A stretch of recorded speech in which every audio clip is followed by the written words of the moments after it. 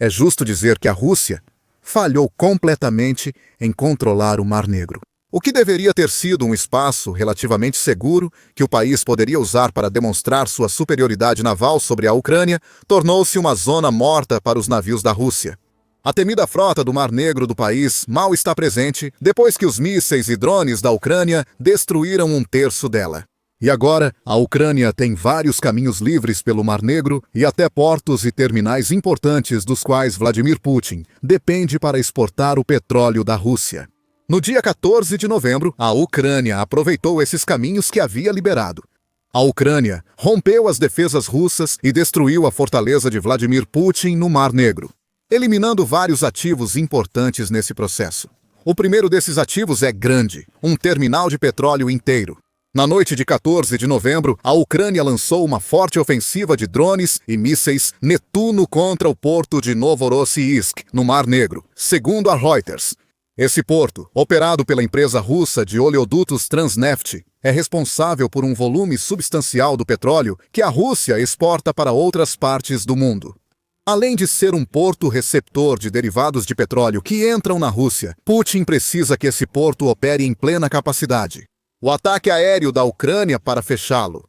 Todo o porto parou de enviar ou receber petróleo após o ataque noturno de drones da Ucrânia. Tudo isso é resultado das unidades mais elitizadas da Ucrânia atuando juntas.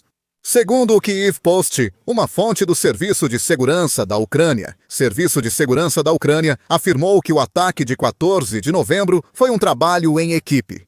Uma fonte da Unidade Alfa do Serviço de Segurança da Ucrânia afirmou que o Serviço de Segurança da Ucrânia colaborou com a Diretoria Principal de Inteligência da Ucrânia,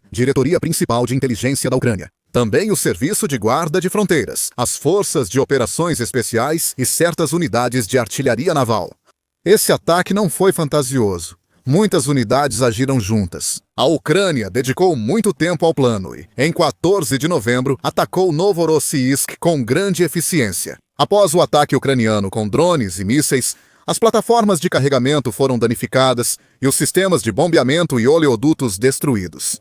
Um grande incêndio atingiu um dos principais portos de exportação de petróleo da Rússia. Nada mal para uma noite de trabalho. Surpreendentemente, mais confirmações do sucesso da Ucrânia vieram de uma fonte inesperada, a própria Rússia. O Centro de Emergência de Krasnodar usou o Telegram para relatar a situação após o ataque de drones e mísseis da Ucrânia. Em Novorossiysk, um depósito de petróleo no complexo Cheskariy-Iziz foi danificado após ataque de drone do regime de Kiev. Instalações em terra foram danificadas, disse o centro de comando. Os esforços para repelir o ataque de drones seguem em andamento. Esses esforços não tiveram sucesso. Cheskariy é o nome da instalação importante que a Ucrânia atacou em Novorossiysk.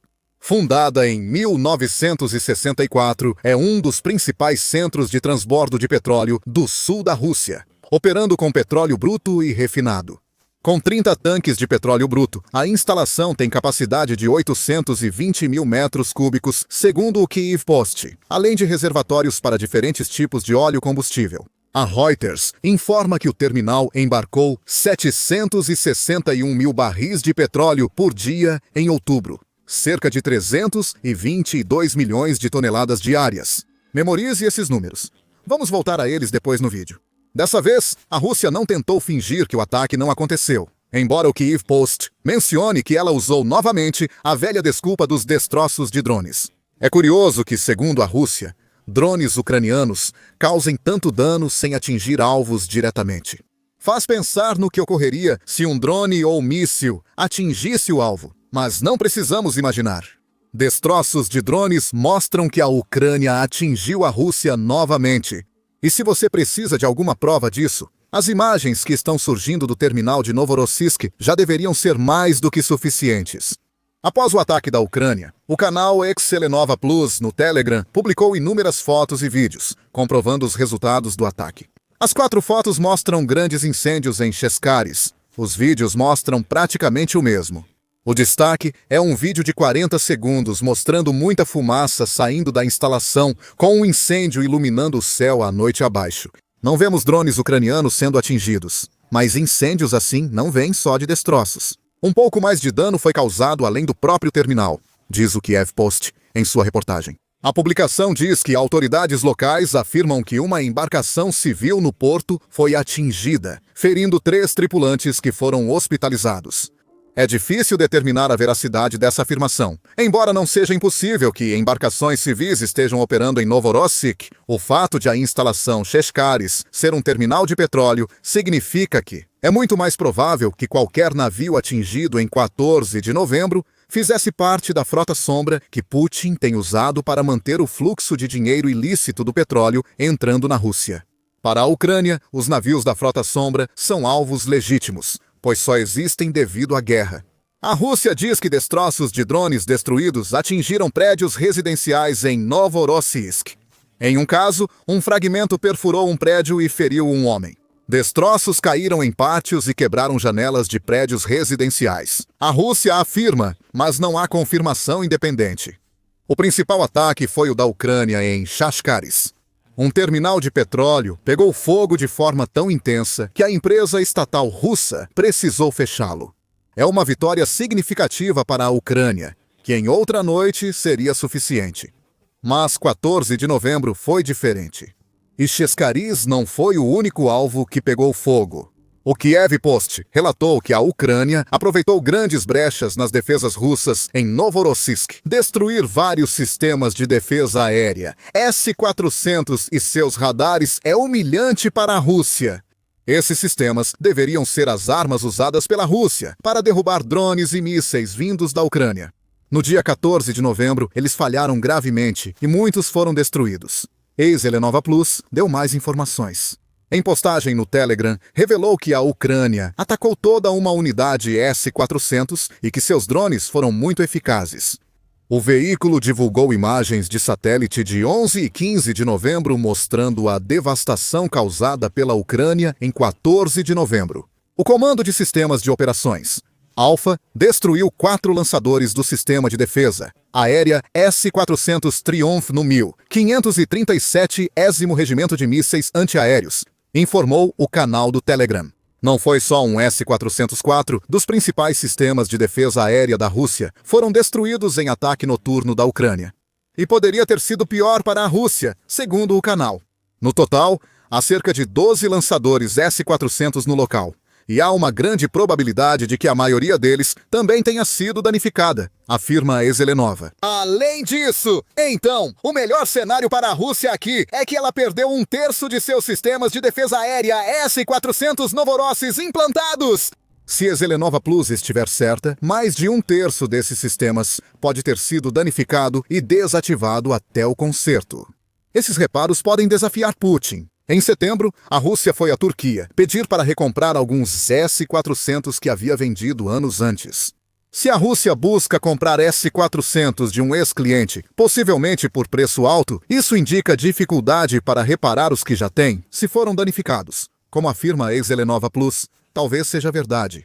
Publicamos um relatório detalhado sobre a tentativa de recompra da Rússia em setembro. Veja o vídeo para entender o que Putin queria e o impacto dessa oferta para a Rússia e Turquia. Voltando aos 4 S-400 que a Rússia perdeu. Embora os drones ucranianos tenham sido eficazes contra essas defesas aéreas em 14 de novembro, elas deveriam ser das melhores da Rússia. Missile Threat e Army Technology destacam que esses são dos melhores sistemas de defesa aérea do mundo, segundo o Missile Threat. O S-400 Triumph, chamado Surface to Air, 21 Growler pela OTAN, é um sistema móvel de mísseis superfície e ar capaz de derrubar aeronaves, mísseis de cruzeiro, balísticos e drones. Esta última afirmação parece estranha, considerando o que aconteceu em Novorossiysk. E isso nos mostra que, ou os drones da Ucrânia são bons demais para as defesas da Rússia lidarem com eles, ou que a Rússia tem exagerado enormemente a eficácia do seu S-400 há anos. Se for a segunda opção, a Rússia descobriu da pior maneira que testes reais de combate são a única forma de saber se as afirmações fantásticas que faz sobre suas armas têm algum fundamento. Essas afirmações parecem incluir a sugestão de que o S-400 é mais ou menos equivalente ao sistema de defesa aérea Patriot. Isso tem se mostrado tão eficaz para a Ucrânia desde que Putin lançou sua invasão. O sistema pode lançar mísseis com 2 tipos de ogivas. O 48N6 é uma ogiva de fragmentação altamente explosiva feita para destruir e conter múltiplos alvos próximos. O 77N6 é uma ogiva Hit to Kill para ataques precisos. As duas ogivas pesam 143 kg, cerca de 315 libras. A Army Technology acrescenta que o S-400 foi projetado para ser capaz de engajar todos os alvos que entrarem em seu alcance de 400 quilômetros ou cerca de 248 milhas. Ele pode atingir esses alvos a até 30 km de altitude ou 186 milhas. Isso significa que mísseis e caças não conseguiriam evitar o S-400 voando alto sobre ele. O S-400 pode engajar 36 alvos ao mesmo tempo, sendo uma boa opção contra ataques de drones da Ucrânia. Se tudo isso for verdade, surge a pergunta: como a Ucrânia destruiu pelo menos 4 desses poderosos sistemas de defesa aérea com drones em 14 de novembro? Em um artigo de 2024 sobre essa questão, o Global Defense Corps entrevistou o major-general aposentado e estrategista militar do exército australiano, Mick Ryan. O S-400 é um sistema de defesa aérea poderoso, afirmou Ryan, mas possui falhas que a Ucrânia revelou.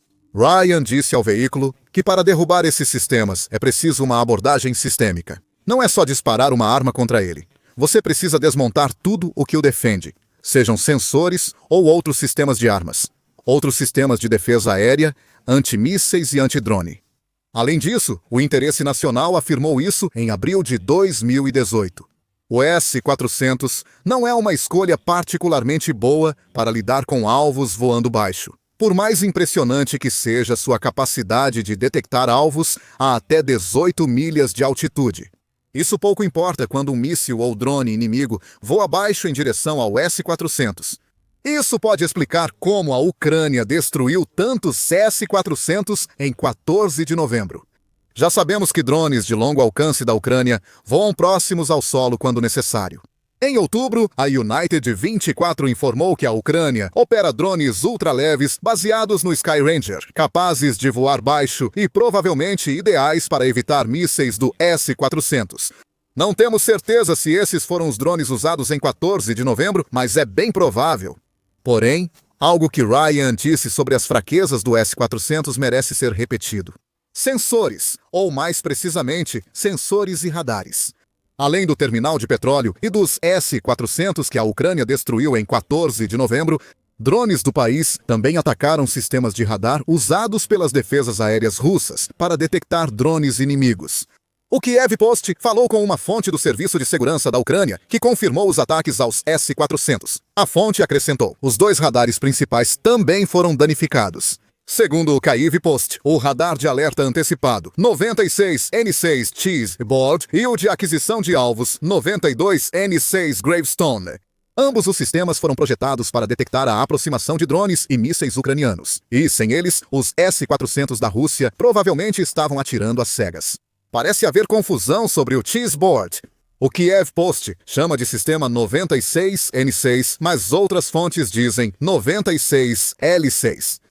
Radar Tutorial é uma dessas fontes, e assumindo que está falando sobre o mesmo radar, o veículo revela que a Ucrânia conseguiu destruir um sistema de radar bastante potente. Radar Tutorial afirma que a Cheeseboard é utilizada tanto no S-300 quanto no S-400, o que pode explicar por que foi alvo.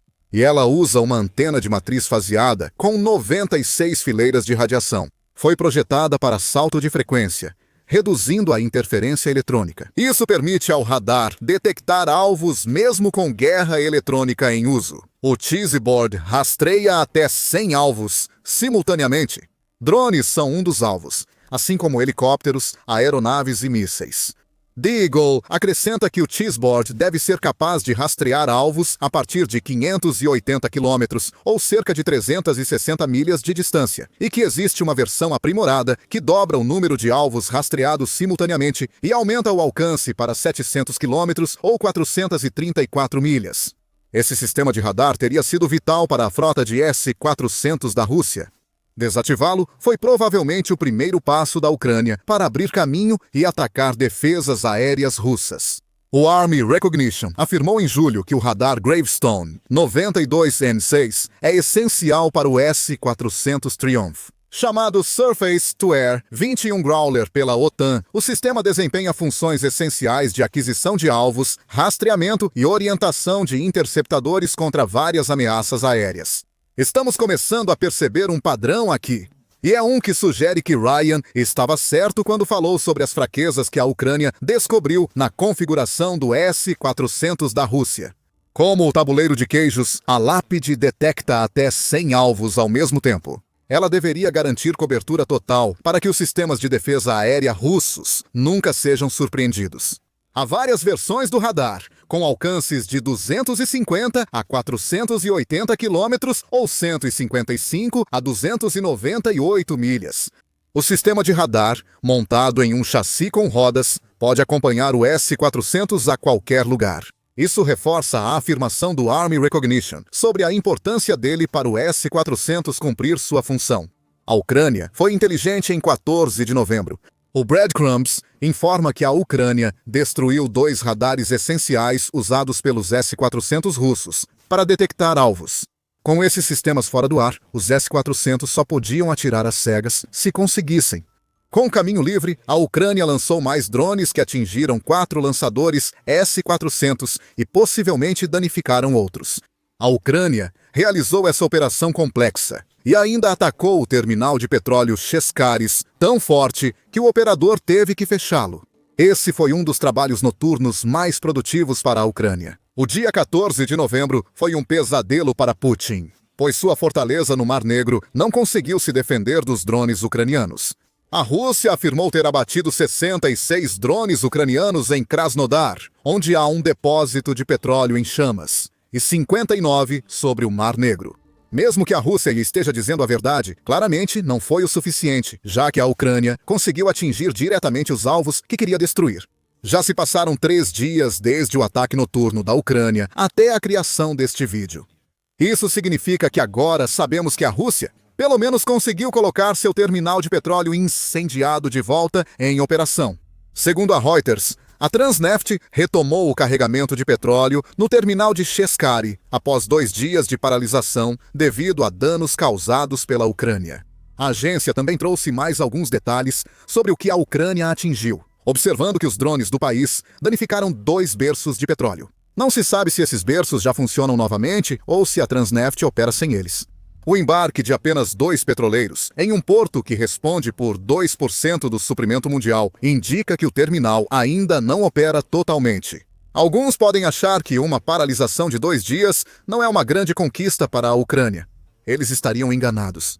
Mais cedo, mencionamos alguns números sobre os quais dissemos que voltaríamos a falar mais tarde no vídeo. O terminal de petróleo Cheskharis enviou 761 mil barris por dia em outubro. Uma paralisação de 2 dias significa que 1,522 milhão de barris de petróleo da Rússia foram obrigados a ficar parados quando deveriam estar a caminho dos clientes.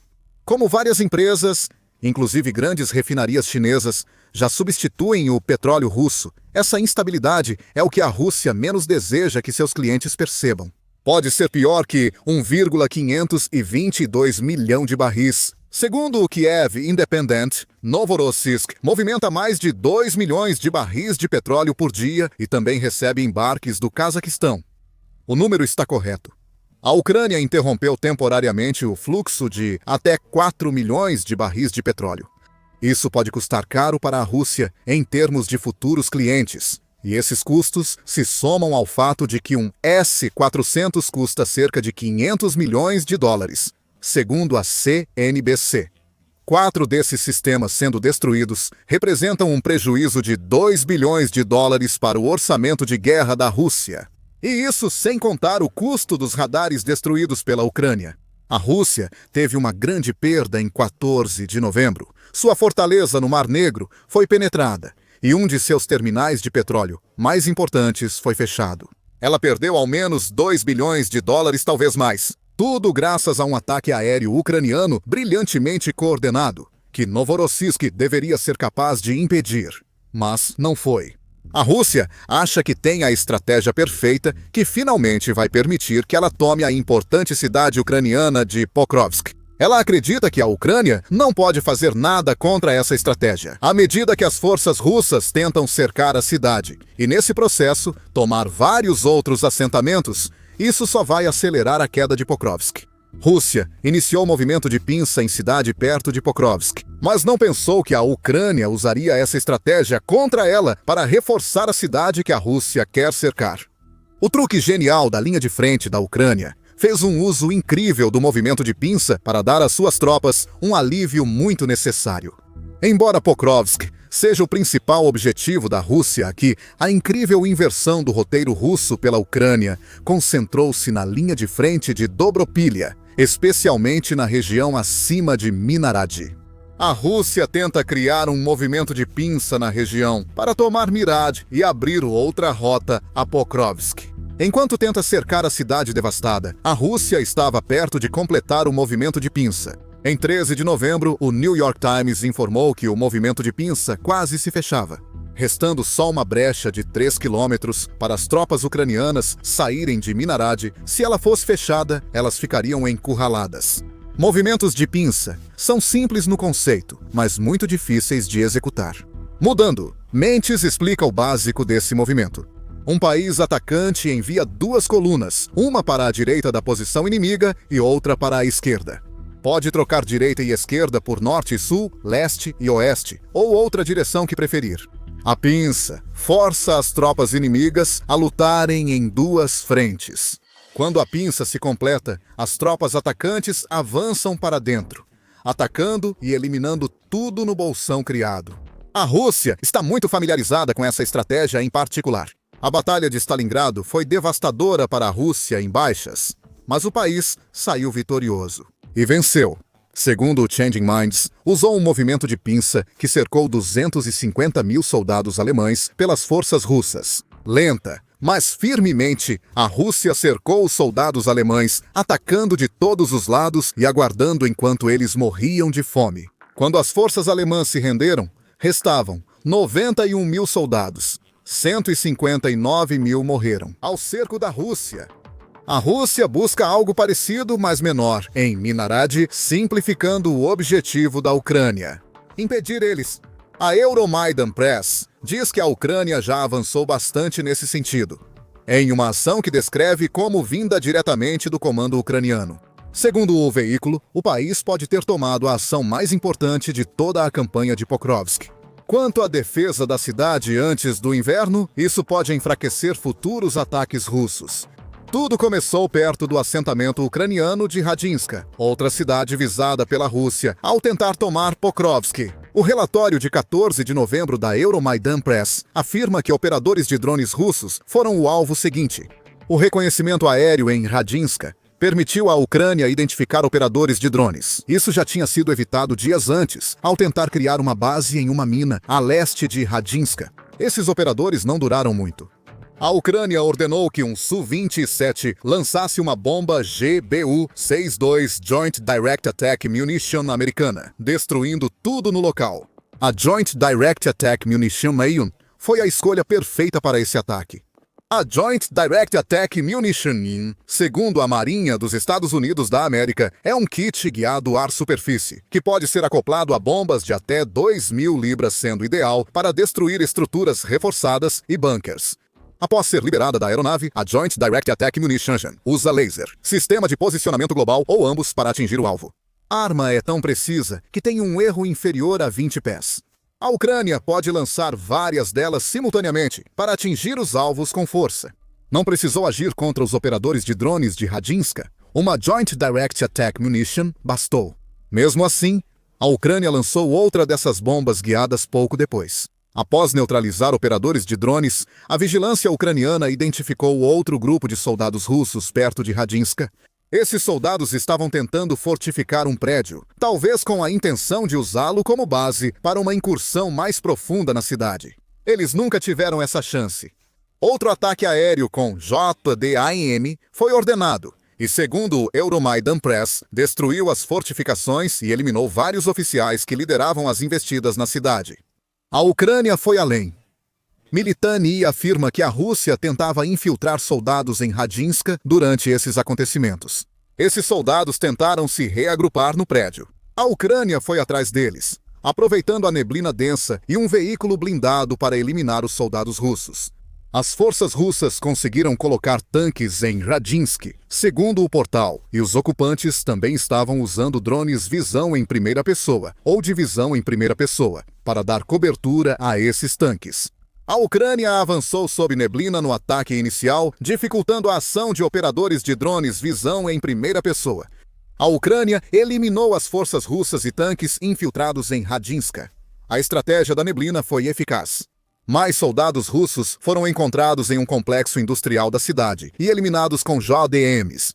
A guerra eletrônica da Rússia desviou a primeira bomba guiada ucraniana, mas a segunda acertou o alvo e expulsou as tropas russas de Radinska. A cidade seguia segura? A Ucrânia ainda corria perigo, pois as forças russas tentavam cercar Mirad. A Rússia provavelmente pensava que a Ucrânia não percebia essa manobra por focar em Radinska.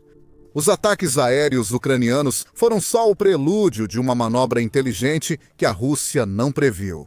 Um ataque falso. Após o sucesso em Radinska, a Ucrânia percebeu que tinha impulso e oportunidades, algo que as forças russas também notaram. Aproveitando o medo da Rússia de um novo ataque, a Ucrânia criou um ataque simulado que fez parecer que suas forças estavam tentando lançar uma ofensiva contra as tropas russas. De todos os lados, relata a Euromaidan Press, uma espécie de reversão do movimento de pinça, só que com a Ucrânia fechando a armadilha. As tropas foram posicionadas e movimentos feitos para convencer a vigilância russa de um ataque iminente. Isso atingiu 2 objetivos para a Ucrânia. Colocou as forças russas na defensiva. Após o ataque fracassado em Radinska, recuaram para fortalecer as defesas contra as ondas ucranianas. Além disso, a Rússia abandonou as tentativas de alcançar soldados cercados pela Ucrânia, deixando-os isolados e vulneráveis a ataques ucranianos. A Rússia estava jogando um jogo de números e achava que poderia se defender do ataque. A Ucrânia estava se preparando. Reduziria o número de ucranianos e, se Putin conseguisse, atacaria Rodinska novamente. Para impedir o movimento de pinça da Rússia, a Ucrânia monitorou todas as ações russas e então surpreendeu com um movimento inesperado. A Ucrânia começou a revezar suas forças na combalida mira. A Rússia estava concentrando toda a sua atenção na direção de Dobropilha, para onde parecia que a Ucrânia estava indo. Isso mostrava que as forças do país perderam o foco do objetivo principal da operação. Aproveitando a distração da Rússia, a Ucrânia retirou feridos de Mirad e enviou novos soldados para a cidade. Suprimentos e munição também foram enviados para Mirnarid, fornecendo às tropas cercadas pela Rússia o necessário para romper o avanço inimigo. Uma manobra de engano exemplar. Manobra: pressionar um setor, obrigar o inimigo a deslocar reservas e aproveitar a brecha para reforçar ou retirar tropas de outro ponto, segundo a Euromaidan Press. E a Rússia caiu direitinho, completamente. Nada disso quer dizer que o contra-ataque que a Ucrânia usou para distrair as forças da Rússia foi completamente falso. A Ucrânia enviou tropas ao norte de Radinska, parte vital do plano. Esses soldados não enfrentariam as forças russas, mas precisavam ser vistos pela vigilância russa para parecer que a Ucrânia lançava um ataque. Enquanto esses soldados distraíam os ocupantes, a Ucrânia enviou comboios de evacuação para Mirnarad, protegidos por contramedidas eletrônicas. Os comboios evacuaram soldados feridos e entregaram suprimentos às tropas ucranianas na cidade. Revigorados e com sangue novo, os defensores de Mirad na Ucrânia agora estão prontos para manter a linha antes ameaçada pelo colapso diante da pressão russa. E o mais incrível de toda a operação também é o mais humilhante para Putin e suas forças. A Rússia caiu tão completamente nesse truque que a Ucrânia o fez sem perder soldados. A Ucrânia provocou a Rússia ao usar a ofensiva russa em Pokrovsk contra ela própria. Lembra que dissemos que a Ucrânia estava simulando um movimento de pinça próprio? Como visto no vídeo, esse movimento exige forças, cercando o inimigo por 2 lados. Soldados que avançaram ao norte de Radinsky cobriram um lado e prenderam reservas russas em Dobropilha. Sobre Pokrovsk, a Ucrânia pouco fez, pois já mantinha as forças russas presas ali. Como em Radinska, as forças russas tentavam tomar Pokrovsk. Em 11 de novembro, a British Broadcasting Corporation, Bombus, informou que a Rússia avançou mais em Pokrovsk sob neblina. parece usar a mesma tática que a Ucrânia adotou para evitar drones visão em primeira pessoa russos em Radinska. Após o truque genial da Ucrânia, a Rádio Europa Livre, Rádio Liberdade, informou que a Rússia atacou Pokrovsk à noite em 15 de novembro. Um ataque aéreo com 135 drones e 3 mísseis foi lançado na cidade, mas 2 mísseis e todos, exceto 41 drones, foram abatidos. A Ucrânia não relatou vítimas nesse ataque recente. No entanto, o ponto que estamos destacando aqui é que um contingente maciço das forças que a Rússia poderia ter usado para descobrir que a Ucrânia estava fingindo sua própria tentativa. Pinça nunca percebeu nada, porque estavam muito envolvidos na batalha. Para Pokrovsk, tudo o que a Ucrânia precisava fazer era segurar a Rússia ao sul da linha ferroviária que leva a Pokrovsk, e a ilusão estaria completa. A Ucrânia precisava evitar a queda de Pokrovsk para executar sua estratégia em Minara. Se Pokrovsk caísse, milhares de soldados russos avançariam para Radinsk e Minara, e o engano ucraniano ruiria. A coordenação foi fundamental em tudo isso. Segundo a Euromaidan Press, as tropas ucranianas não só defendem 2 cidades, mas também as mantêm viáveis e conectadas por corredores logísticos controlados, destaca o veículo ao analisar a estratégia enganosa da Ucrânia. Talvez Putin veja a ironia.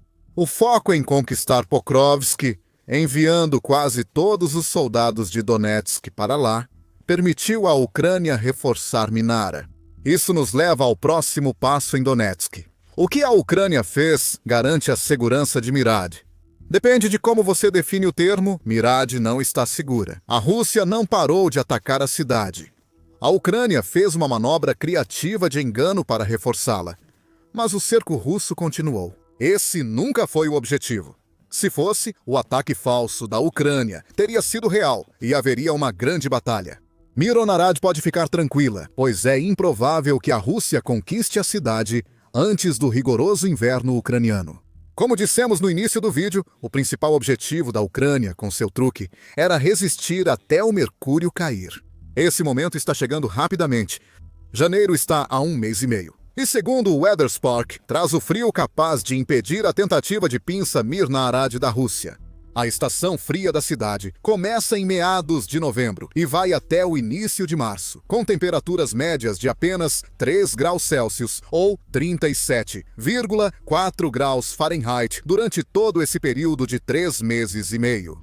Em janeiro, Mirad alcança máxima média de 25 graus Fahrenheit, menos 4 graus Celsius. E as temperaturas podem cair até 13 graus Fahrenheit ou menos 11 graus Celsius.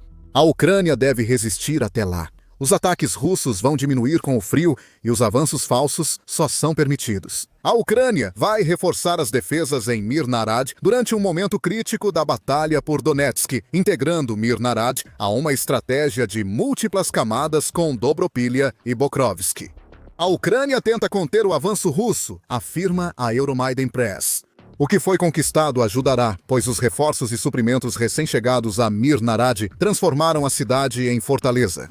Quando as defesas da Ucrânia estavam prestes a ruir, é provável que o país não espere manter Mirad ou Pokrovsk para sempre. Como explica a Euromaidan Press, isso forçará a Rússia a mais uma luta lenta e de desgaste, com milhares de mortes por pouco ganho territorial. Manter a ferrovia em Pokrovsk, que a Ucrânia pode usar para manter Mirnarad abastecida, é fundamental para essa estratégia. A Ucrânia vai concentrar suas defesas nessa linha o máximo possível, entrando nos meses mais frios do ano. Depois, vai aproveitar a desaceleração dos russos para fortalecer ainda mais Mirnarad, criando as condições para mais desgaste russo. Desgaste é o que Putin menos deseja em sua ofensiva por uma cidade que já custou tanto à Rússia. Já dissemos que Pokrovsk é o objetivo final de Putin. Tomar Radinska aproxima a Rússia de Pokrovsk, e o mesmo vale para Mirad. Mas o avanço russo rumo a Pokrovsk teve alto custo para eles. Durante a ofensiva de verão, que fracassou em tomar Pokrovsk, e nos meses anteriores, quando a Rússia atacava a cidade aparentemente inquebrável, as perdas russas em Pokrovsk foram grandes. Em 16 de novembro, o The Sun afirmou que Putin enviou quase 20 mil soldados ao moedor de carne de Pokrovsk, em um conflito de 18 meses. A maioria desses soldados voltou de lá, em estado deplorável. O veículo afirma que pelo menos 135 mil dos quase 20 mil morreram ou ficaram feridos na longa batalha pelo reduto ucraniano. A medida Mir-Narad da Ucrânia deve aumentar esse número no inverno e até 2026, caso o país resista até as temperaturas congelantes. O The Sun menciona Philip Ingram, ex-planejador da OTAN e ex-oficial de inteligência britânico, ao divulgar sua taxa de baixas. Números ucranianos indicam que 135 mil soldados morreram ou ficaram feridos na batalha por Pokrovsk. Pode ser ainda mais, diz Ingram ao The Sun, antes de explicar o que essa taxa de desgaste significará para o avanço mais amplo de Putin, para tomar toda a região de Donbass. E como sabemos, tentar tomar toda a região disputada de Donbass. A inteligência militar britânica estimou que, com o avanço atual, seriam necessários mais 4 anos e 2 milhões de baixas russas. Ingramets. A inteligência citada por Ingram parece ter apoio na arte de trincheira. O escritor David Yaxi e um relatório da United 24 com comentários recentes do presidente ucraniano Volodymyr Zelensky. Yaxi afirmou em 6 de outubro que a Rússia teve até 10 mil baixas nos primeiros 9 meses de 2025. Tentando tomar Pokrovsk, em 7 de novembro, a United 24 divulgou alegações de Zelensky. A Rússia teve perdas confirmadas de 25 mil soldados registradas em vídeo e possivelmente mais. 3 mil em outubro. A maior parte das perdas foi perto de Pokrovsk, elevando as baixas em 2025 para até 128 mil nessa área até o começo de novembro. Some os outros 9 meses em que Putin pressionou por Pokrovsk. A combinação e a sugestão casual de Ingram de que esse número poderia ser ainda maior, ao compartilhar sua estimativa de 135 mil para toda a campanha, pode ser mais precisa do que ele próprio imagina. Novamente, nada disso significa que a Rússia não vai eventualmente tomar Pokrovsk. A Ucrânia provavelmente espera que isso aconteça. Por isso, está trabalhando para infligir o máximo de perdas possível às forças de Putin antes que esse dia chegue. E mesmo quando, ou se Pokrovsk, Mir-Narad forem ocupadas pela Rússia, a vitória pode não ser tão doce quanto Putin espera. Sim, a Ucrânia terá seu moral abalado ao perder uma de suas principais cidades-fortaleza. O Telegraph até sugere que esse golpe pode ser forte o suficiente para abalar a unidade ucraniana, se o país permitir que isso aconteça. No entanto, o mesmo veículo aponta que a Rússia tomar Pokrovsk terá, na verdade, um impacto insignificante na dinâmica da linha de frente em Donetsk, fazendo com que o maior golpe que a Ucrânia precisa se preparar seja realmente o moral. Essa opinião é compartilhada por Mark Galeotti em um artigo de 15 de novembro para o The Times. Com o colapso da defesa de Pokrovsk e Mir-Narad, os combates no nordeste da Ucrânia seguirão, diz Galeotti. As cidades-fortaleza da parte ucraniana restante da região de Donetsk ainda resistem. Observadores ocidentais acham que elas demorarão mais para cair do que Pokrovsk, que a Rússia tenta conquistar há 18 meses. Devido ao movimento enganoso de Mir-Narad pela Ucrânia, esse tempo pode superar 20 meses. Se a Rússia tiver que gastar ainda mais tempo do que isso nas outras cidades-fortaleza da Ucrânia, Putin pode acabar desgastando suas tropas e equipamentos muito antes que a resistência ucraniana enfraqueça. Por isso, a ação da Ucrânia em Mir-Narad é tão importante. Isso faz com que uma batalha que já tem sido difícil para a Rússia fique ainda mais longa, o que significa que a Ucrânia terá mais tempo para preparar defesas para as cidades para as quais Putin voltar sua atenção caso Pokrovsk e Mir-Narad caiam. A Rússia quer que você pense que ela sustentou quase 4 anos de uma guerra de atrito contra a Ucrânia, sozinha. Isso é vital para a narrativa que o Kremlin quer criar, de que a Rússia é uma máquina militar imparável, com suprimentos intermináveis de mísseis e artilharia, que pode usar para esmagar qualquer um que se oponha a ela. Essa narrativa é uma mentira. A Rússia avançou tanto graças ao apoio de aliados, especialmente a Coreia do Norte. E agora, uma dessas artérias principais que conecta a Rússia à Coreia do Norte foi cortada. Nenhum lugar na Rússia está seguro, como a Ucrânia acabou de provar ao enviar uma mensagem a 6.600 quilômetros, ou cerca de 4.100 milhas de distância. A notícia do mais recente ataque de longo alcance da Ucrânia contra a Rússia veio à tona em 14 de novembro. A United 24 informou que uma forte explosão atingiu a famosa ferrovia Transiberiana na Rússia. perto do assentamento de Sosnovka, no Krai de Khabarovsk, Rússia. Essa região está a mais de 6.400 quilômetros da Ucrânia, tornando impossível o alcance dos melhores drones e mísseis do país. Algo mais deve ter ocorrido. Aparentemente um brilhante ato de sabotagem. Operação conduzida em conjunto com a principal diretoria de inteligência da Ucrânia, ou Diretoria Principal de Inteligência da Ucrânia. A explosão teve impacto. A United 24 Média informa que a Ucrânia descarrilou um trem de carga na Transiberiana. No mínimo, isso causa um enorme atraso no que quer que estivesse sendo transportado. No entanto, a explosão também foi poderosa o suficiente para interromper completamente o tráfego de cargas na linha, ainda que temporariamente, criando um congestionamento que impediu que as cargas chegassem aos seus destinos no prazo. Isso não importa. Um trem atrasado não faz diferença. Talvez não para as pessoas que precisam esperar alguns minutos a mais quando um trem de passageiros não chega à estação no horário. Porém, os trens de carga da ferrovia transiberiana são vitais para a Rússia. Isso porque muitos desses trens levam armas da Coreia do Norte, essenciais para o esforço de guerra de Vladimir Putin na Ucrânia. A Diretoria Principal de Inteligência da Ucrânia usou o Telegram para explicar o que fez em 13 de novembro e por que isso é importante para a Ucrânia. Em 13 de novembro, houve uma explosão perto de Sosnovka, no território de Khabarovsk, Federação Russa. Bloquear o movimento de mercadorias ao longo da ferrovia transiberiana, uma artéria ferroviária chave do Estado agressor da Federação Russa, que é usada para fornecer armas e munições, em particular aquelas obtidas do território da República Popular Democrática da Coreia, disse a Diretoria Principal de Inteligência da Ucrânia em seu comunicado. Em seguida, fez uma crítica à total incapacidade da Rússia de se defender, acrescentando: os serviços especiais do Kremlin novamente mostram incapacidade de controlar até as infraestruturas mais críticas para os ocupantes. A Ucrânia afirma a Putin que não deveria ser capaz de realizar esse tipo de ataque. Afinal, a Rússia é uma poderosa nação militar. Ela deveria estar equipada para proteger uma de suas artérias logísticas vitais, mas não está. E a Ucrânia acabou de expor esse fato. Não sabemos muito mais sobre a operação, pois a Diretoria Principal de Inteligência da Ucrânia só divulgou que ela ocorreu e algumas imagens de sua preparação. O vídeo de 50 segundos compartilhado no YouTube pela Euromaidan Press, junto ao anúncio do Diretoria Principal de Inteligência da Ucrânia no Telegram, destaca apenas a grandeza da ferrovia transiberiana e que a Ucrânia a observava por um tempo. Também aparecem cenas breves de explosivos nos trilhos, explicando como agentes do Diretoria Principal de Inteligência da Ucrânia fizeram o ataque.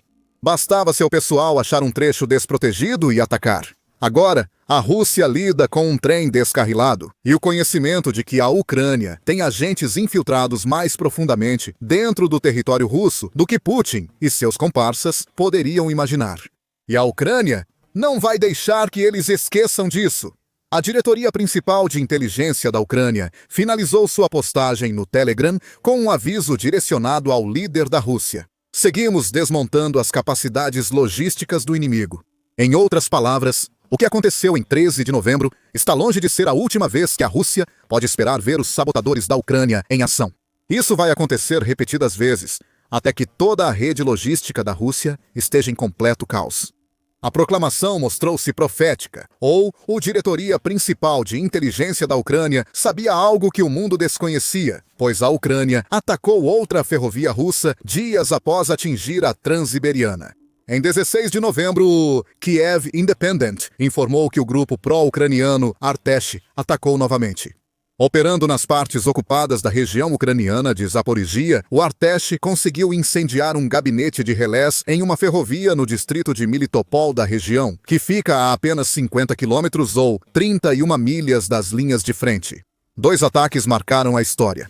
Primeiro, a Ucrânia atingiu a Rússia em seu território. Depois, atacou a ferrovia russa nas áreas ocupadas da Ucrânia. E levou apenas 2 dias para o aviso do Diretoria Principal de Inteligência da Ucrânia se tornar realidade. A mensagem é clara e direta. Nenhum lugar está seguro dos sabotadores da Ucrânia. Artesh repetiu o feito dos operativos da ferrovia transiberiana ao parar alguns trens militares russos em seu caminho. Esse é exatamente o objetivo.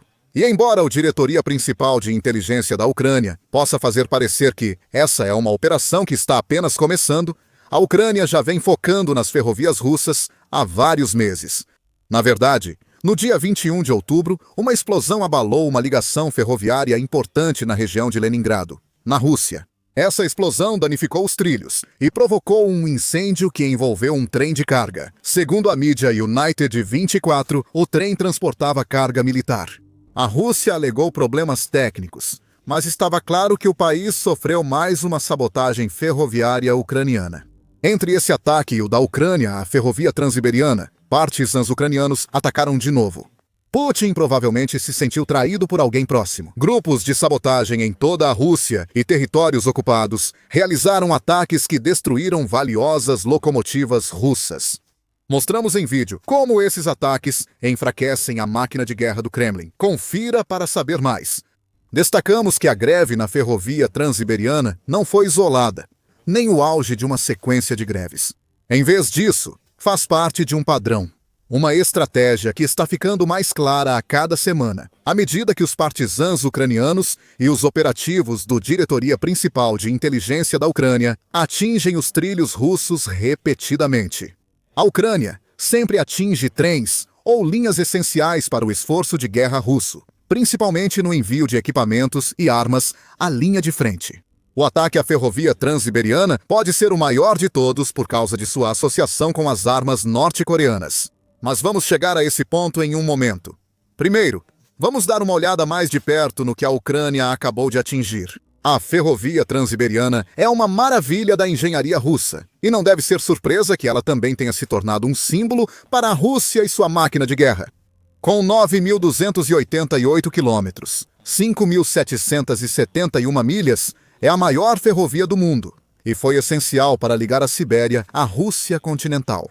A linha ferroviária foi crucial para o sucesso do Império Russo e da União Soviética. Putin depende dela para levar milhões de toneladas de carga militar e civil pela Rússia durante a guerra na Ucrânia. A Rússia sabe o quanto essa única artéria logística é importante para tudo o que faz. Você poderia até chamar a ferrovia transiberiana de aorta da Rússia, porque quase nada funciona, pelo menos em termos de logística de longa distância do país. Quando essa linha foi desativada? Segundo o Moscow Times, ela existe desde 1916, artigo de 2013. O artigo também destacou a importância da ferrovia para a Rússia. Na época, a ferrovia transiberiana transportava 120 milhões de toneladas por ano. É difícil estimar em dólares esse grande volume de carga, mas certamente vale bilhões. Grande parte da carga envolve itens que mantêm o fluxo de dinheiro entrando na Rússia, disse a Railway Pro em 2020. Inclui metais ferrosos, petróleo, derivados, minério de ferro e, desde a invasão de Putin, armas. Essa linha foi tão relevante que, em 2013, a Rússia anunciou o desbloqueio de seu Fundo Nacional de Bem-Estar. Serão investidos 136 bilhões de dólares para modernizar a ferrovia transiberiana e outros projetos. Essa ligação direta pela Eurásia será a principal rota de transporte entre Europa e Ásia-Pacífico. Vladimir Putin afirmou na época: isso impulsionará o desenvolvimento da Sibéria e do Extremo Oriente. Ele estava certo. Sempre foi assim com a ferrovia transiberiana, que vem sendo modernizada desde então. Como Maria Kaziva e Ekaterina Bondarchuk revelaram em um artigo conjunto criado para o Fórum de Desenvolvimento Sustentável do Norte de 2020. Elas disseram que a Rússia esperava que a modernização da ferrovia transiberiana permitisse transportar mais de 200 milhões de toneladas por ano até 2025. Não se sabe se a Rússia atingiu a meta, já que a guerra na Ucrânia desviou o foco do grande projeto de infraestrutura.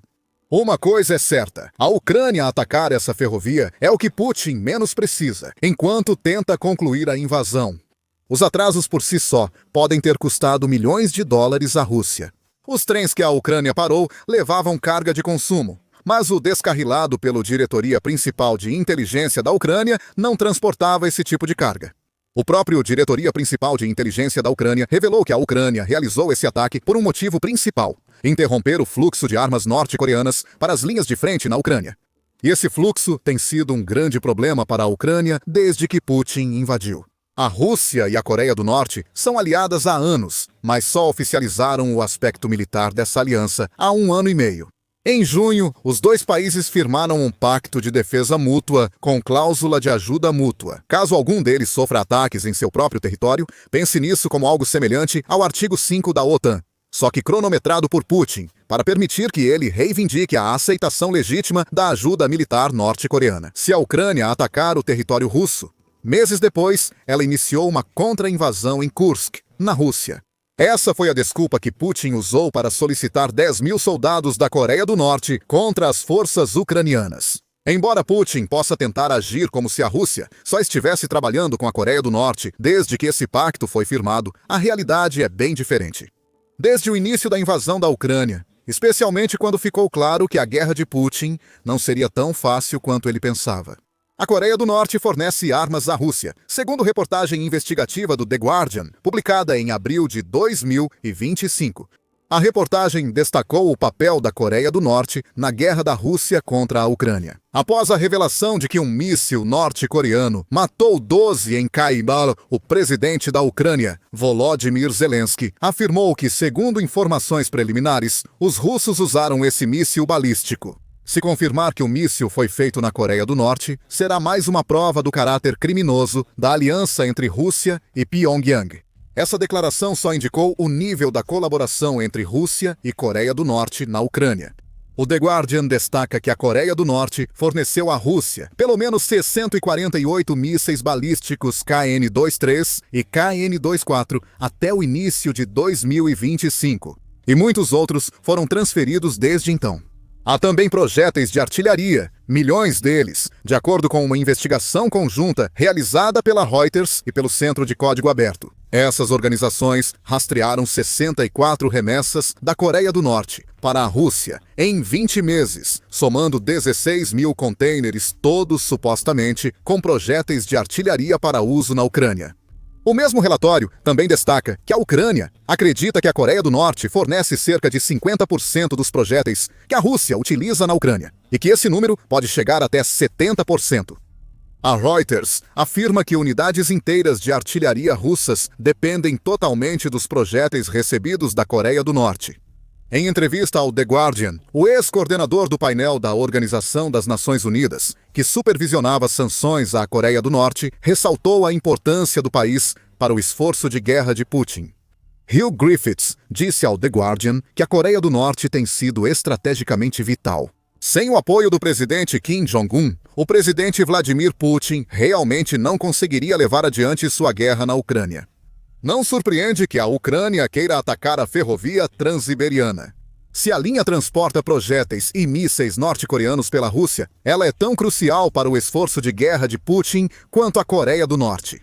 O presidente da Rússia certamente parece entender o quanto seu outrora isolado aliado se tornou vital. Em 29 de outubro, a mídia United 24 noticiou sobre uma nova ponte rodoviária que a Rússia está construindo. A ponte vai atravessar o rio Tumen, ligando a Coreia do Norte à Rússia e proporcionando a esta última mais uma rota pela qual pode receber armas norte-coreanas. A ponte é a primeira conexão rodoviária entre os dois países. A expectativa é que ela processe 300 veículos por dia, sendo 2/3 caminhões de carga. A United 24 Media diz que a ponte e o posto de controle podem ser ampliados para atender até 800 veículos por dia. Isso permitiria que toneladas de equipamentos militares norte-coreanos fossem direto para a Rússia, sem passar por outros países. Putin verá isso como uma jogada inteligente, já que agora sabe que a Ucrânia pode atingir a ferrovia Transiberiana. Na realidade, essa ponte é mais um indicativo de que agora a Rússia precisa muito mais da Coreia do Norte do que a Coreia do Norte precisa da Rússia. Antes da guerra na Ucrânia, não era assim. Em junho de 2018, pouco menos de 4 anos antes de Putin lançar sua invasão, a Associação da OTAN disse que a Rússia poderia ser o último recurso da Coreia do Norte. Destacou que a relação Rússia-Coreia do Norte remonta à administração civil soviética após a Segunda Guerra Mundial. Putin, ao consolidar seu controle sobre a presidência russa, apenas fortaleceu essa relação. Na época, considerava-se que o principal ativo da Coreia do Norte para a Rússia era sua mão de obra. O país também pode atuar como tampão, permitindo a Putin monitorar a influência dos Estados Unidos da América no leste asiático. A Coreia do Norte era um procurador útil, que Putin usava como quisesse.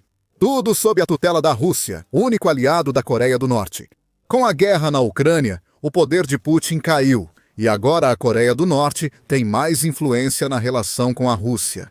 Oleg Ignatov, principal analista russo do Crisis Group, explicou os motivos à Al Jazeera em julho. A Coreia do Norte agora é um aliado mais importante para a Rússia do que o Irã ou a China, disse Ignatov. A Coreia do Norte fornece munição e alguns tipos de armas pesadas para a Rússia. Fontes russas afirmam que os soldados norte-coreanos são profissionais e disciplinados. No início da operação de Kursk, eles não tinham as habilidades modernas necessárias para esse tipo de guerra, com muitos drones, mas se adaptaram rápido. Era uma vez, a Coreia do Norte precisava da Rússia para não ficar completamente isolada da comunidade internacional. Putin depende da Coreia do Norte para sustentar sua guerra. Então a Ucrânia deve tentar impedir o envio de armas norte-coreanas à Rússia. Como, por exemplo, descarrilar um trem na ferrovia transiberiana é algo positivo. Esse descarrilamento atrasa a chegada das armas norte-coreanas à linha de frente, enfraquece ataques russos e pode favorecer contra-ataques ucranianos. Afinal, as unidades de artilharia da Rússia não conseguem manter o fogo nos pontos de estrangulamento se não tiverem os projéteis norte-coreanos que vêm usando nos últimos anos. Se a Ucrânia mantiver esse tipo de estratégia centrada na Coreia do Norte, pode não demorar muito para que a fonte de apoio que Putin tem desfrutado comece a secar. Por quê?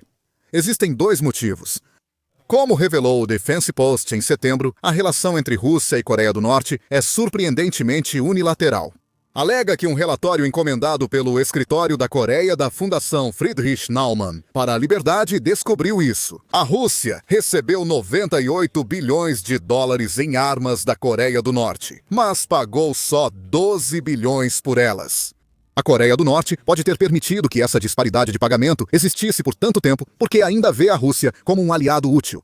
No entanto, essa percepção pode não durar devido ao segundo motivo pelo qual as armas da Coreia do Norte podem acabar em breve. Elas estão se esgotando. Em 16 de novembro, a Defense Express informou sobre uma queda acentuada nos envios da Coreia do Norte à Rússia. Nenhum foi registrado em setembro e em outubro apenas algumas entregas ocorreram. As reservas de projéteis soviéticos utilizáveis da Coreia do Norte estão quase esgotadas. Esses problemas de estoque ocorrem porque cerca de 50% dos projéteis da Coreia do Norte não chegam à Ucrânia. Como são pouco confiáveis, não podem ser usados, deixando a parceria militar instável. A Coreia do Norte enfraqueceu para sustentar a guerra da Rússia. Agora que a Ucrânia está destruindo as ferrovias e os trens usados para transportar os cada vez mais escassos projéteis do país pela Rússia, a Coreia do Norte vai se perguntar por quanto tempo ainda conseguirá sustentar tudo isso. A Rússia não paga o devido e perde ou rejeita projéteis.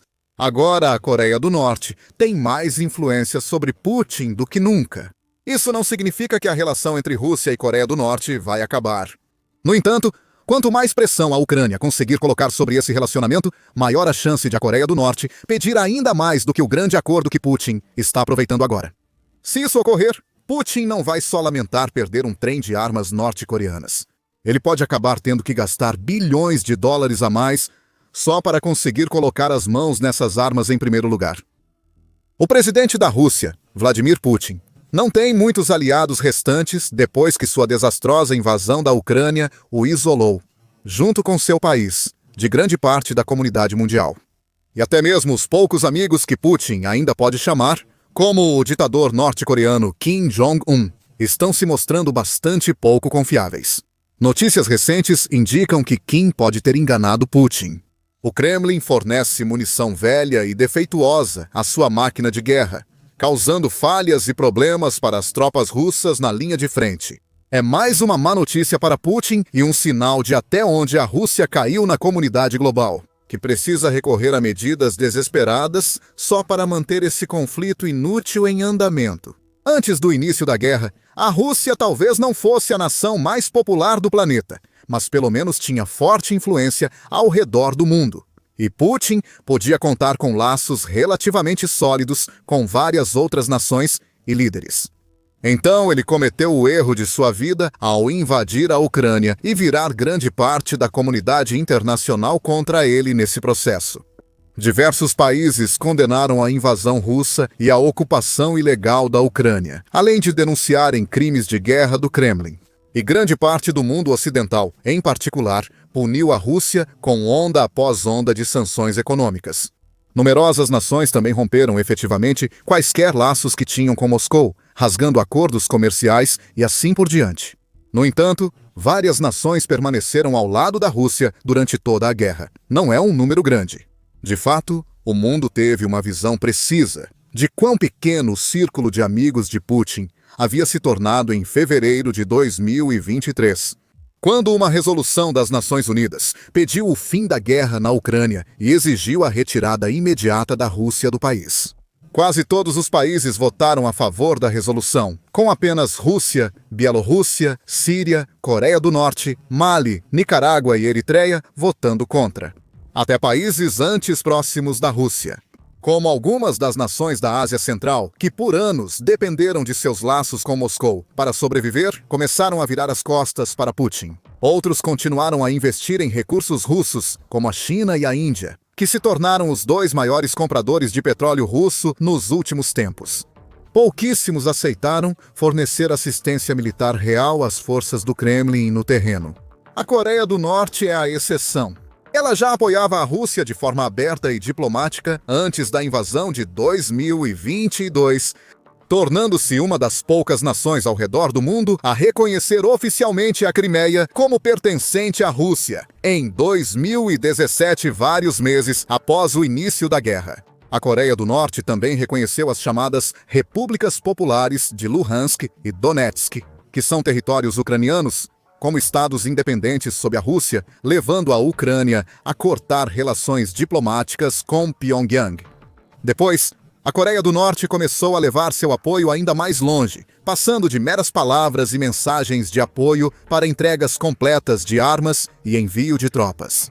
Ela enviou de tudo, desde obuseiros autopropulsados, Mi-1989 Kosan e sistemas lançadores múltiplos de foguetes, M-1991 até milhares de soldados norte-coreanos, incluindo unidades de forças especiais, especialistas em desminagem e trabalhadores da construção civil para ajudar a reconstruir a infraestrutura na região de Kursk, depois que tropas ucranianas ocuparam brevemente partes da área. Em resumo, a Coreia do Norte tem sido um dos aliados mais ativos da Rússia durante todo o conflito até agora. E algumas de suas contribuições mais importantes vieram na forma de munição. Nenhum país pode travar uma guerra com sucesso sem munição. Mesmo com os tanques mais poderosos, os caças mais sofisticados, as maiores brigadas e os equipamentos mais modernos, todo exército precisa desse suprimento mais essencial. E há muitos exemplos ao longo da história de ofensivas inteiras desmoronando porque as tropas da linha de frente simplesmente não tinham munição em quantidade suficiente para sobreviver. A munição tem tido importância especial neste conflito. Já a Rússia tem contado com o poder do desgaste como forma de enfraquecer as linhas defensivas da Ucrânia. Ela repetidamente bombardeou seu oponente com enxames de drones, ataques aéreos, artilharia e assaltos na linha de frente, gastando muita munição diariamente para causar o máximo de dano. E Pyongyang teve um papel enorme nisso. De fato, segundo estimativas de especialistas da Coreia do Sul, a Coreia do Norte enviou mais de 13 mil contêineres de transporte contendo munições para a Rússia ao longo de um período de 2 anos. Do meio de 2022 até meados de 2024. O que equivale a cerca de 6.152 projéteis de artilharia de 152 milímetros, comentou na época a Agência de Inteligência de Defesa da Coreia do Sul. A Rússia formalizou a Coreia do Norte como base de suprimentos de armas e munições para uma guerra prolongada na Ucrânia. Mas dados mais recentes mostram uma história diferente. Segundo Vadim Skibitsky, vice-chefe da Inteligência de Defesa da Ucrânia, a Coreia do Norte enviou cerca de 65 milhões de projéteis de artilharia à Rússia desde 2023, mas os estoques estão caindo rapidamente. O vice-chefe disse a Reuters que, em 2025, a entrada de munição norte-coreana na Rússia caiu cerca de 50% em relação a 2024. Ele afirmou que nenhum carregamento foi registrado em setembro. Apesar de algumas entregas terem voltado em outubro, o total ainda é bem menor que no passado. Há várias explicações possíveis para isso, mas dois motivos se destacam como os mais prováveis. Primeiro, a Coreia do Norte está ficando sem munição para enviar.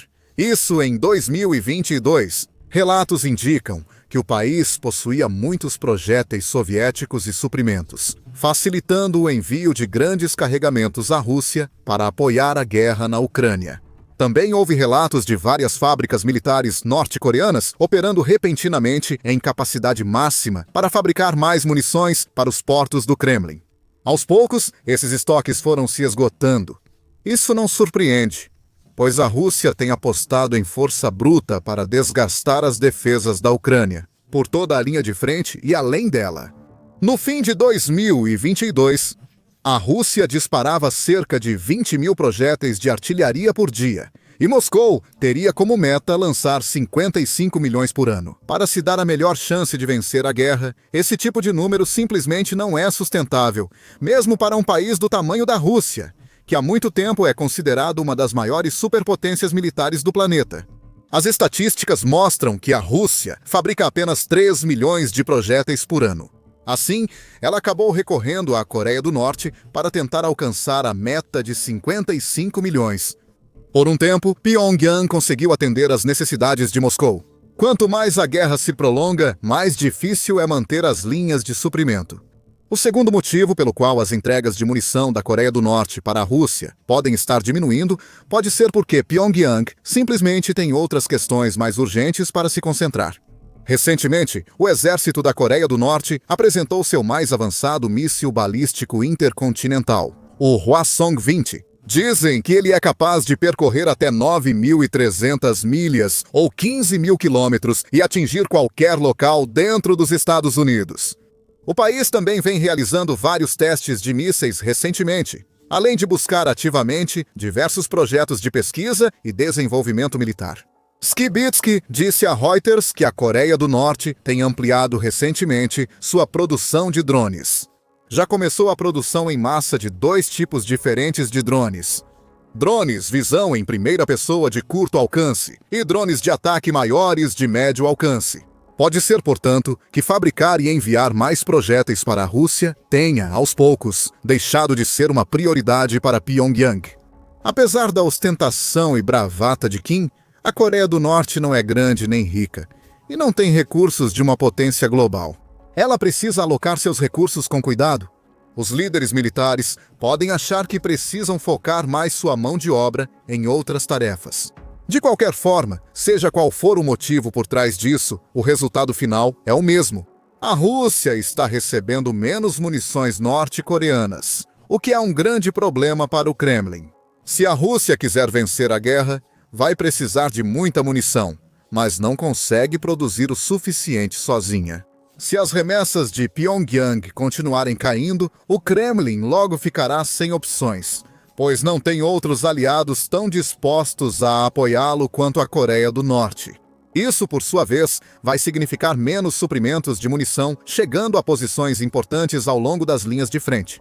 As equipes de artilharia e as brigadas mecanizadas não terão mais a munição de que precisam para manter seus ataques às posições ucranianas. E os comandantes do Kremlin terão que reescrever seus planos táticos, levando em conta esses novos déficits de munição. Talvez reduzindo a frequência ou a intensidade de algumas de suas ofensivas, ou recuando em certas áreas para dedicar mais das munições restantes aos locais estratégicos mais importantes. Isso pode criar oportunidades para a Ucrânia lançar contra-ofensivas ou se reagrupar, reabastecer e fortalecer suas defesas. Ou até mesmo reconquistar trechos de terra perdidos em certas regiões onde a munição russa parece estar acabando. Em resumo, essa queda no fornecimento provavelmente será um golpe devastador para a máquina de guerra do Kremlin. E não se trata só da quantidade de munição norte-coreana, mas também da qualidade. Relatórios da inteligência ucraniana indicam que quase metade dos projéteis enviados pela Coreia do Norte à Rússia são tão antigos e pouco confiáveis que precisam ser recondicionados pela Rússia antes de irem à linha de frente, contrariando o desejo russo. O ideal para o Kremlin seria receber carregamentos de Pyongyang e enviá-los direto aos principais pontos da linha de frente. prontos para serem lançados contra redutos inimigos e posições defensivas, sem qualquer atraso. Sempre que chega munição da Coreia do Norte, equipes precisam checar se os projéteis estão em condições de uso, realizando controle de qualidade. Muitos acabam sendo desviados para instalações militares russas para melhorias antes de serem enviados à linha de frente. Então, a Rússia não só precisa gastar dinheiro para comprar esses projéteis, em primeiro lugar, mas também precisa gastar ainda mais tempo, dinheiro e recursos para garantir que eles estejam prontos para serem usados. Além disso, muitos projéteis tidos como aptos para a linha de frente acabam sendo dardos inúteis. Segundo a analista política ucraniana Olena Krishanievska, em relatório de 2024, a Rússia enfrenta dificuldades na produção de armas e munições devido à falta de mão de obra qualificada. Urul Vagsevort, fabricante de tanques, contratou 250 presos de uma prisão próxima para suprir a falta de mão de obra. A Rússia também usa muita munição de aliados como Belarus, Irã e Coreia do Norte. Relatos indicam que a Coreia do Norte enviou cerca de 3.000 projéteis de artilharia de 152 milímetros desde agosto do ano passado, com fábricas operando a plena capacidade. Ao mesmo tempo, autoridades de defesa ucranianas relataram que cerca de 50% dos projéteis enviados da Coreia do Norte para a Rússia apresentam defeitos. Essa história é uma acusação humilhante da posição militar atual da Rússia. Supostamente, é considerada uma das maiores superpotências militares do mundo, com um exército enorme, milhares de tanques, muitos veículos blindados, mísseis avançados, artilharia, defesas aéreas modernas e grandes forças aéreas e navais. Durante décadas, países ao redor do mundo ficaram apavorados só de pensar na possibilidade de um conflito com a poderosa máquina de guerra russa. Agora, porém, o mito do exército russo está ruindo diante de nós. A Rússia ainda enfrenta dificuldades para avançar na Ucrânia e superar um adversário bem menor, mas já recorre a medidas desesperadas e constrangedoras, como comprar munição velha e quebrada de um dos poucos aliados restantes. E como tantos outros elementos da guerra de Putin, essa situação com a munição norte-coreana é totalmente insustentável.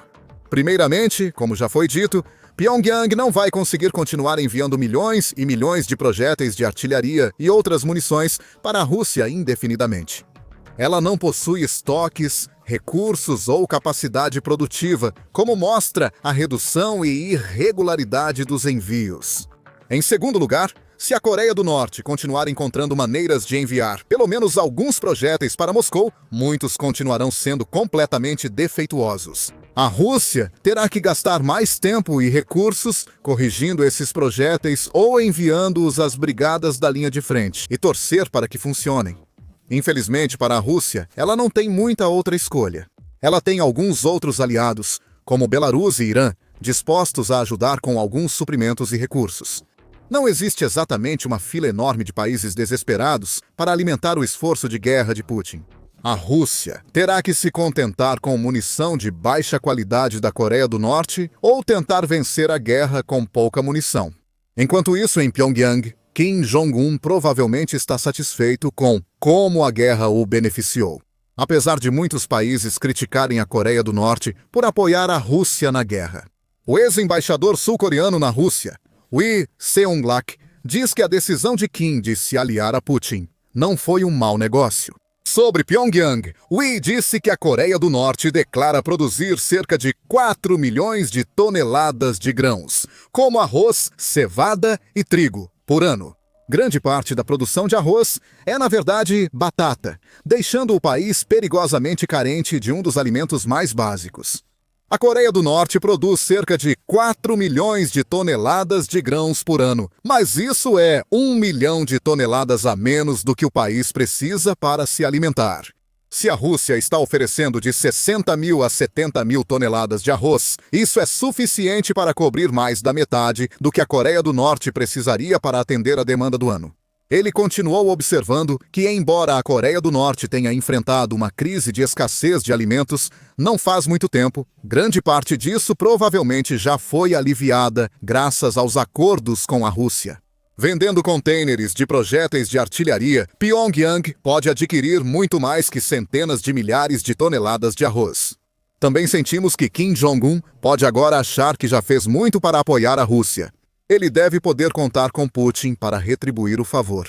Se e quando a guerra estourar com a Coreia do Sul, a Coreia do Norte já terá registrado que lutou pela Rússia. Se houver guerra na Península Coreana, a Coreia do Norte pode contar com a ajuda da Rússia. Isso ainda precisa ser visto, mas não há dúvida de que a aliança entre Rússia e Coreia do Norte deve continuar no futuro próximo. Skibitsky contou a Reuters que autoridades norte-coreanas acompanham de perto a situação na Ucrânia e buscam aprender com o conflito. Mais especificamente, Pyongyang tem estudado de perto o uso de drones pela Rússia para atacar seu oponente, e está aplicando esse conhecimento ao começar a construir suas próprias instalações de produção de drones. Ainda não sabemos quantos drones a Coreia do Norte está produzindo. É certamente possível que o país possa fornecer um número substancial de vantes para a Rússia, o que, em teoria, poderia tornar os enxames de Moscou ainda maiores e talvez mais mortais. Se metade dos projéteis norte-coreanos é defeituosa, é fácil supor que seus drones também podem ser pouco confiáveis e problemáticos para a Rússia. O Kremlin pode novamente sair perdendo nesse acordo, investindo em drones básicos defeituosos, nos quais depois precisa gastar mais tempo e dinheiro para consertar e atualizar antes que possam ser classificados como prontos para o combate. Enquanto isso, a Rússia planeja receber cerca de 12 mil trabalhadores norte-coreanos até o fim de 2025. Esses trabalhadores atuarão em empresas na Zona Econômica Especial de Alabuga, no Tartaristão, onde a Rússia produz grande parte dos drones usados contra a Ucrânia, segundo postagem recente da Direção Principal de Inteligência da Ucrânia, Diretoria Principal de Inteligência da Ucrânia, no Telegram. Até o fim de 2025, a Federação Russa pretende trazer cerca de 12 mil trabalhadores norte-coreanos para empresas da Zona Econômica Especial de Alabuga, no Tartaristão. Em Alabuga são produzidos drones Shahed-Garan de longo alcance, usados pelo exército russo em ataques à infraestrutura civil da Ucrânia. Para tratar detalhes da venda de mão de obra, no fim de outubro, o Ministério das Relações Exteriores da Rússia reuniu autoridades locais e representantes da empresa norte-coreana Shiyang Technology Trade Company, responsável pela seleção de trabalhadores coreanos. Os moscovitas prometeram pagar cerca de $250 americanos por hora aos trabalhadores importados, com turnos mínimos de 12 horas. Essas medidas mostram o avanço da cooperação estratégica entre as duas ditaduras para manter a guerra contra a Ucrânia. É preocupante ver os laços se fortalecendo entre duas das potências mais voláteis do mundo. A Coreia do Norte tem limites no que pode fazer pela Rússia. Alguns lotes de munição defeituosa não farão grande diferença no campo de batalha. Enquanto isso, a Ucrânia segue contando com aliados mais numerosos e poderosos no Ocidente, incluindo Estados Unidos e países da União Europeia, fornecendo fundos, armas, munição e inteligência. Os Estados Unidos da América, recentemente, exibiram só uma pequena parte de sua força perto da Rússia, como mostra este vídeo. Para entender melhor o avanço da guerra e como a Ucrânia está mudando o cenário, assista a este vídeo com as principais razões. Putin segue rejeitando a paz e pode sentir que não tem outra opção a não ser manter o conflito ou arriscar o colapso de todo o seu regime. Lembre-se de se inscrever no nosso canal também, se ainda não fez isso, e ative as notificações para ficar informado e atualizado sobre tudo o que está acontecendo na guerra entre Rússia e Ucrânia e outros conflitos importantes ao redor do mundo.